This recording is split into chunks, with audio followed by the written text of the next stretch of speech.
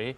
We move to the Middle East, where a new directive from Israel's Ministry of Diaspora Affairs has sparked international concern after banning dozens of legal and political advocates from the US, UK, Canada and Europe from entering the country. The order targets individuals and organisations accused of publicly supporting international legal action against Israel or calling for boycotts. Among those barred is Michael Lynk, a former UN Special Rapporteur, and several senior staff from an advocacy group founded by the late Jamal Khashoggi. Critics say the move stifles legitimate legal advocacy and mirrors tactics used by authoritarian regimes.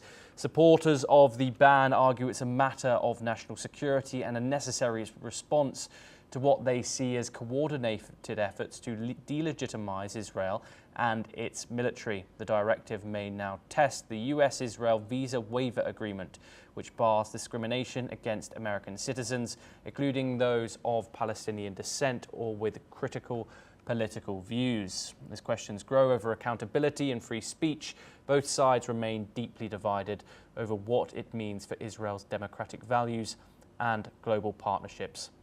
We're once again joined by Shruti Dasgupta to discuss this in further detail.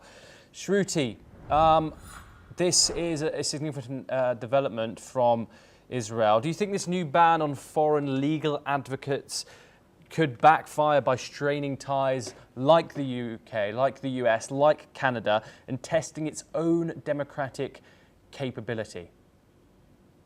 Well, it depends on what those foreign advocates were really doing there. Were they actually being part of the democracy in a peaceful manner, ensuring that everybody's rights and duties were perfectly in alignment with what Israel values?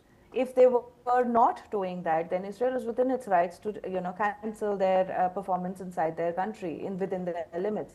They do tend to have a large part of what the foreign groups present there tend to have very divided views on what Israel is supposed to be doing, specifically in relation to Gaza.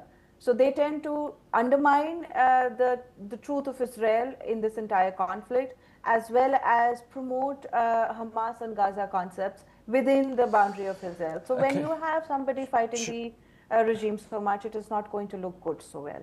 Shruti, Israel labels itself as the only liberal democracy in the Middle East, where obviously criticism of government action should be allowed in a liberal democracy. Doesn't this policy undermine that?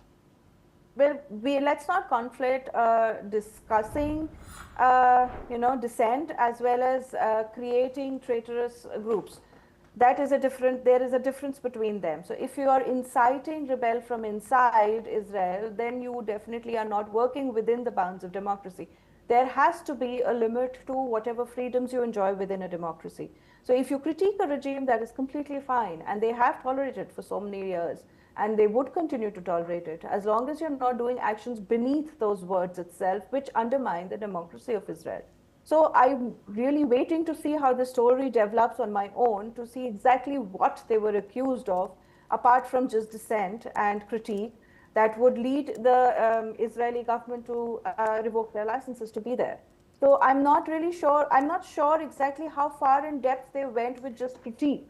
As you know for sure that it is the only democracy. No other democracy exists. I know that Gaza says it held elections and Hamas won it every year.